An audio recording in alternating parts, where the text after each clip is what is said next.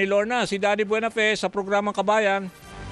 Good morning, Sir Danny. Kumusta na sa inyong lahat dyan? Danny na lang, ikaw naman no, tagal na natin magkakilala eh. Anyway, More than 48 years, ano?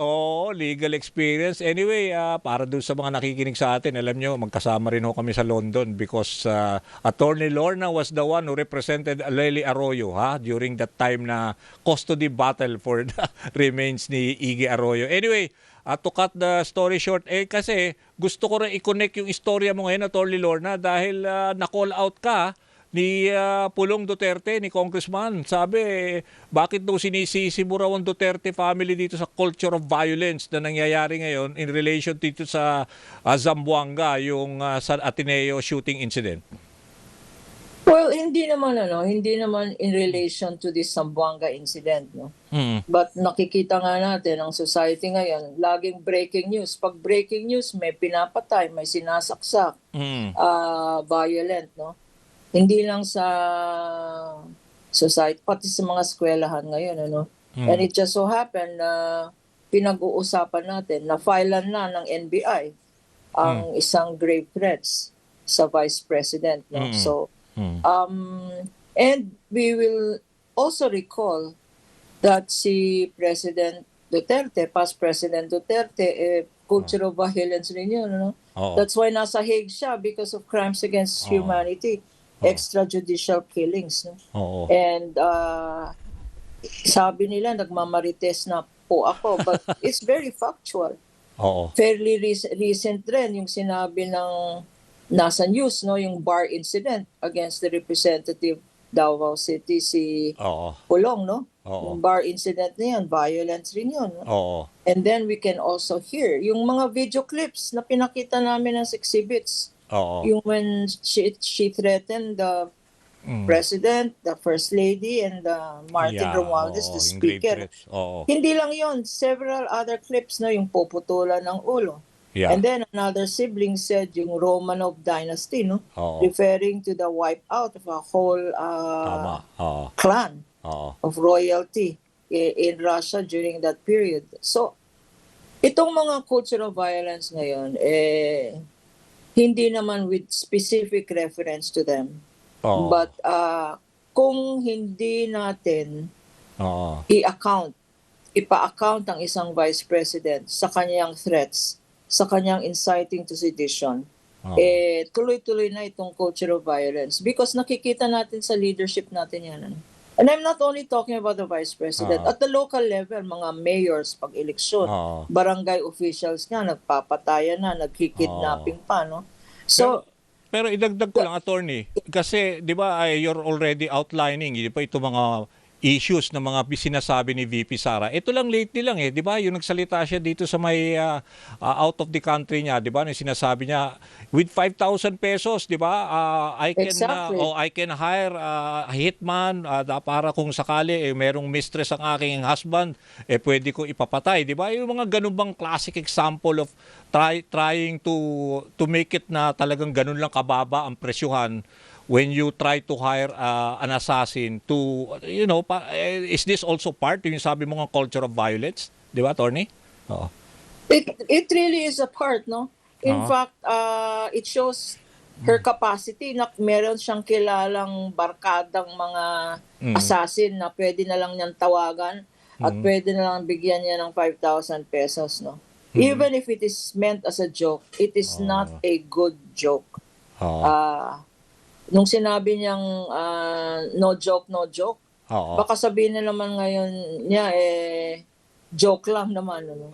But, example yan. Yan ang mga nakikita. Yan ang mga nagiging viral na initially nakakatuwa or nakakatawa. Pero pag tignan natin, let's take this seriously. No? You cannot have those statements from na ganun-ganun lang, no? Na ganun-ganun lang, no? Attorney, kasi ang gusto ko lang ipunto rin, ibang-iba kasi yung social media ngayon. Nandito yung di ba? Grabe yung pag-atake, di ba? The way they use itong mga bobo, yung tanga, yung PI na napakasimple na on social media. Why is this being allowed? Ganun na tayo yung vitriol manner ng the way we attack, vicious attack ba on social media. Parang we have already, we are going below the level nung tabang dapat na engagement. 'Di ba, no, when you can only pwede ka naman mag-comment, 'di ba, na constructive, 'di ba, in a way na hindi naman kailangan magmura ka. Pero ngayon nagiging standard na engagement na yung gano'n. Yung ibig sabihin bumaba na yung moral compass natin, attorney. Tama-tama yan, Sir Danny. Danny, because alam mo ngayon ng social media, nagiging source of income yan eh.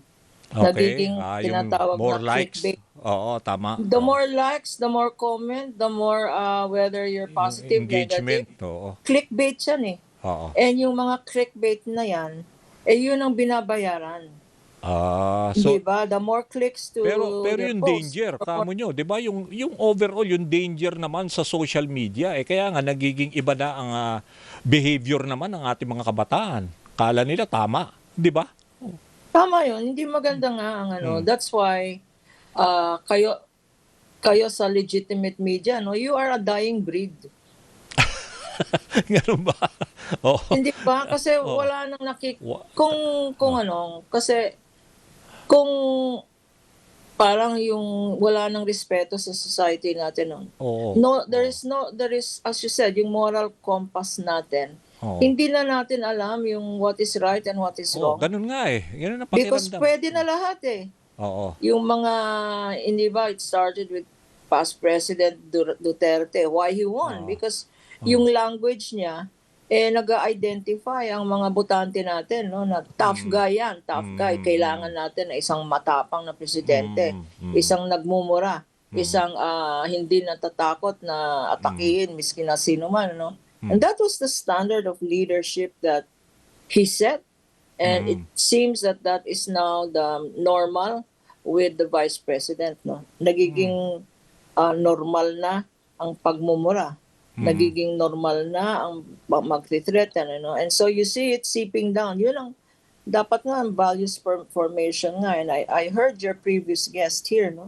It should be back to basics sa eskwelahan. Because hindi naman pwedeng i-blame. And I'm going back, I'm speaking as a parent, as a mother. I've raised five sons all by myself because I widowed in 2001.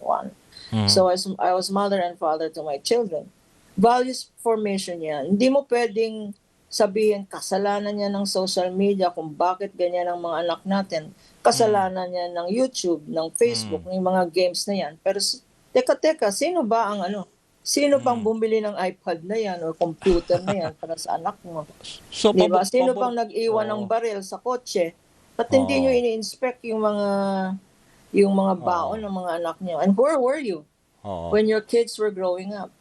Pero pabor ka ba, bali, Attorney Kapunan, di ba may mga plano ngayon sa, let's say, sa Senate, na yung 16 years old and below dapat ipagbawal na rin ang social media? It's happening in many countries. Kaya nga, Australia, alam ko. Kaya, Australia, in Canada, and I'm not sure, baka Singapore din. But hindi yun ang issue. Okay. Even if you ban social media, parental guidance pa rin. Who's going to monitor it? Hindi ba? Okay. Hindi naman 24/7 ang kasama natin, yung mga anak natin. You ban it, they'll just hide in their rooms. You ban it, they'll just lie. Hindi ba? At saka you ban it, they'll just play in their kasi pwede mo ring dayain Pwede mo ring dayain ang data. When you enter data, they will ask how old are you? You can lie. How will they verify, Tinatanong nga, are you a robot? Hindi ba? So, I don't think the banning social media at a certain age is the solution. Okay. So, kailangan pa rin nga, sabi nyo, yung importante pa rin yung values. So, parenting, parental guidance na importante, di ba? Regardless of how busy you are, yung balancing act should be priority para to give way to your, hindi puro gadgets ang mga anak. And it should start with us, Nakikita mo naman pag, kunyari nasa restaurant ka, isang pamilya. Kasi family lunch or family dinner, lalo na sa mga round table, sa mga Chinese restaurant. Makita mo, hindi sila nag-uusap sa isa't isa. They're talking to their telepono. From the mother to the father to the children and to the yaya. Oo. Pati yung yaya, binibigyan yung anak, yung alaga niya ng iPad para manood ng cartoons para siya mismo maka-cellphone. No? Oo. So, in my household, bawal ang cellphone. Okay. Pag dinner time. Okay. Nako, bago kita bitawan dahil importante, itong we go to the impeachment muna. Dahil alam ko naman ito Monday ulit, 'di ba? Magre-resume. May possibility ba na ilipat na yung oras talaga sa hapon? Alam ko narinig kita in one of those interviews. Mas maganda sa hapon para at least sky's the limit na 3 PM to sawa. Okay ba 'yon? Meron na bang moves na i-move na to 3 PM to 10 PM or whatever time na late sa gabi? I think meron akong nakitang breaking news, no? When Senate President Win did say that they're considering it or will consider it in caucus. Yun ang maganda, no? Hindi lang yun. Sana hindi lang Monday, Tuesday, Wednesday. Baka pwedeng idagdag ang Friday. Okay. Kasi Friday is a free day. And my other suggestion, Danny, is sana para maiwasan natin yung mga sub-judice sub-judice remarks ng mga lawyers, prosecutors, defense, no?